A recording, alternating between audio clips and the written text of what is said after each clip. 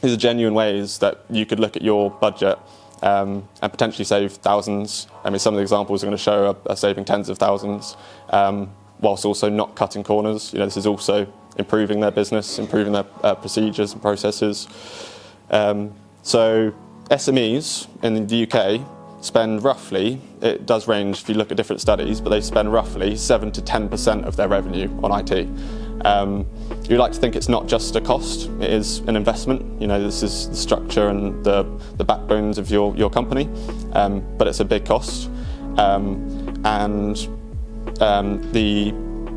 on average, that works out to be roughly £6,000 per year per member of staff that you have. So you all know how many staff you have in your business. It's a big cost. Interestingly, one ROI study that I was looking at found that the companies spending the most on their IT and spending all the best solutions they could possibly find did not work out to be the best performers in their industry on average. So it's a way of, just like any investment, it's a big being strategic with your investments and trying to find the best return on what you're investing in. So obviously I'm going to say outsourcing. We are an outsourced IT company. We believe in what we do, that's why we do it. I wouldn't be standing up here if I didn't believe in the solutions that we have to offer. Obviously I won't say too much about that, but we have an example following, and I think the results speak for themselves.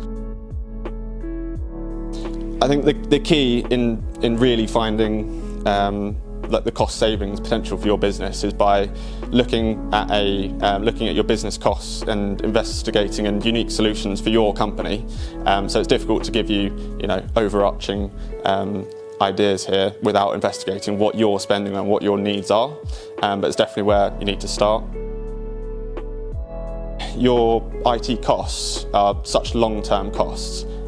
You're talking sometimes 5-10 year decisions, which rarely your other costs last for so long. So your timing is very important. But your IT company should be making you aware of things like, the 1st of April, you just finished the super tax deduction. So if you were making a decision about replacing your server and you finished and you didn't make that decision by the 31st of March, you would have saved, or you would have just lost out on potential thousands difference. And if your IT company were thinking from a financial mindset rather than just an IT mindset, then they potentially would have pointed that out to you and made that saving for you.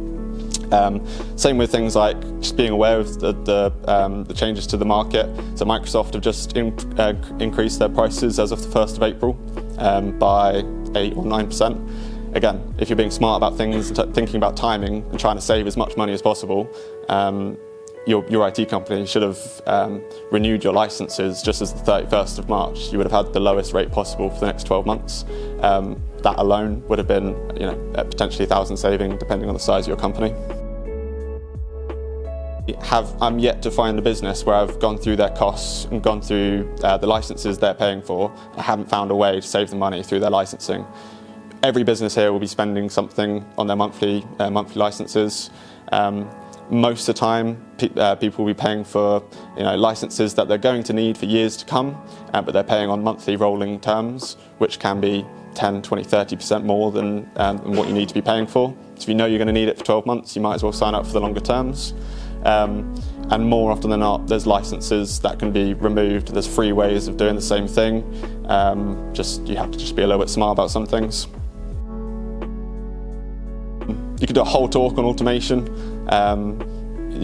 There's a lot to talk about there. But really, if there's any repetitive tasks in your business, then it's fairly easy to save you, genuinely tens of hours a week. I think people underestimate the power of that. I think just as a mindset in terms of how to approach this, more often than not, your IT is kind of left to the IT person or IT company, and they're not coming from a business mindset. They're coming from what's the best technical solution rather than what's the best option for the business and where can we actually save on processes and money at the same time.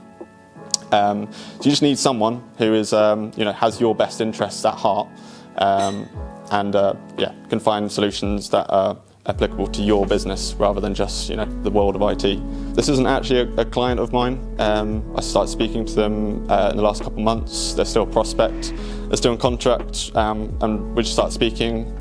This is a non-obligation kind of conversation about their costs, and I was just analysing what they've been suggested to do by their current IT company. The long and short of it, we looked through their processes and their requirements, and we are pretty confident that they're not going to need to replace their server, which they've just been asked to do. That was an £8,000 decision, which they were very close to doing. They're going to be putting that off now. They were also stuck on quite a traditional old VoIP system, so they couldn't take calls on their mobiles, or they couldn't transfer a phone to their mobile.